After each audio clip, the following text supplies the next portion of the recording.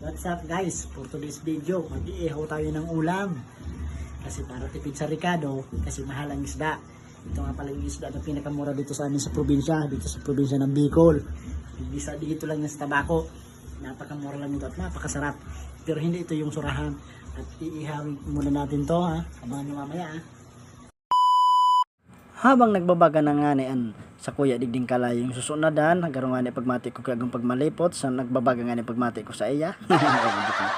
Tiglandag ko na nga ni inito, sabi ko alas 11 na, sabi ko habol pa man ini. Medyo masiram nga ni talaga ni pagdarangon ta, mas nga ni ini mga unit kay ni masiramon.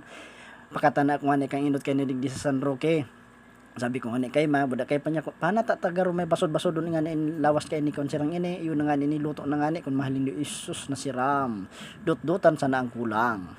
Salamat pala sa nagtao kay ni Mama sa mahababang presyo. Nainot nga diyan maluto. Sa dayoton bataway, una na nga ni nakaluwag na nga ni ako digdi sa lamisa. Kaya sabi ko ano pa, burot na kamo magparlama, masiriba na kita simpre mawara diyan ang suwa, kamatis, buda, tawyo, buda, sibuyas, dakulo na tayo pampainit kan sa tuwing lawas.